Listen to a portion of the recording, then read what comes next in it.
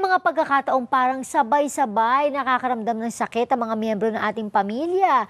Yung isa masakit ang ulo, yung isa naman masakit ang tiyan, masakit ang ngipin, namamaga ang gums, nirarayuma. Naku, di ba talaga namang napakagulo at nakaka-stress ang ganitong senaryo.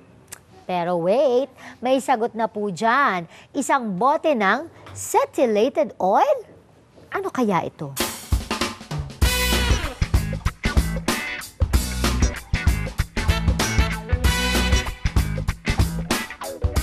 Hindi na yata mawawala ang sari-saring sakit sa pamilya araw-araw. Si Daddy may rayuma, si Mommy nananakit ang mga kamay at likod, si Kuya may allergies, si Ate may dysmenorrhea at ang bunso may insect bites.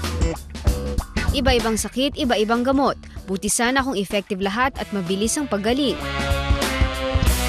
Wish tuloy ng mga nanay, sana isang gamot na lang para sa lahat ng sakit ng buong pamilya.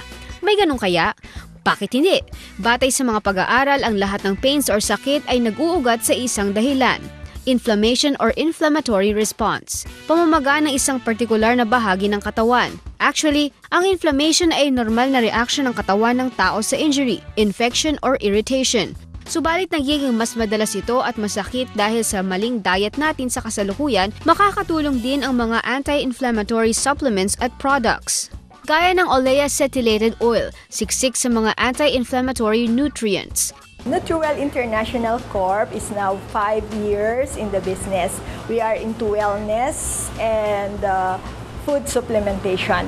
Alam mo, I am a mother first and foremost. Kaya ang gusto ko, more than anything, my children will have food as their medicine. I believe in that principle. Kaya kami dito sa company namin, we advocate good health, wellness, and healthy living.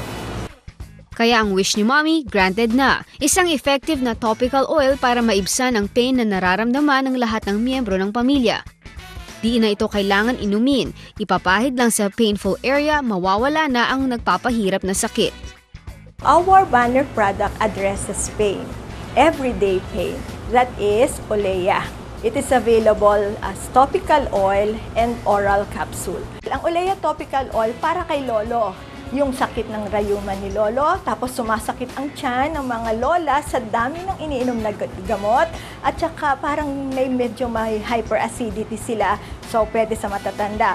Pwede kay Mommy. Pag si Mommy ay pagod na sa pagtatrabaho sa office or pagod sa pagluluto sa bahay, pwede siyang pang spa. So, pang massage, pwede yan. Tapos kay Daddy, who drives the car, pag uwi niyan, dahil sa traffic, di ba, meron niyang mga body aches, shoulders, tsaka batok, yan, pwedeng imasahe kay Daddy. Sa mga bata or anyone in the family who works hours in computers. Alam mo, di ba yung wrist natin, yung gumagamit ng mouse, yung hours, even just playing sa computer games. Tapos yung those who work talagang 6 to 8 hours in computers. Ang unang sasakit sa'yo, itong kamay niyan eh. Tapos dito sa wrist. Tapos if you ignore that, that will go to the elbow, shoulder, at neck. Diyan, mas maganda to prevent yung recurrence, lagi mong a-applyan ng Olea topical oil from the wrist to the neck. Tapos, even for sports injuries, halimbawa gusto mo na medyo mas flexible ang movements mo, yan. At halimbawa magkaroon ka ng sprain or parang muscle injury, mabilis umepekto ang Olea oil. Safe pa ang Olea oil dahil gawa sa natural na mga sangkap at may mga aromatic scents na chamomile at lavender. Ang maganda rito sa Olea, hindi ka magkakaroon ng amoy na gamot pang matanda. Kasi ito, pinili ko talaga ang mga scents na ginagamit sa aromatherapy. Ano to? Meron itong lavender, meron itong chamomile, meron siyang tangerine. So, none of the amoy na maa-associate mo sa matanda. And you will be surprised. Kahit matatanda, ayaw mag-amoy gamot pang matanda. Kaya ang daming-dami namin talagang gumagamit. Bata, matanda, dalaga, binata o mommy, daddy, pwedeng-pwede sa Olea. Ang Olea ay very affordable.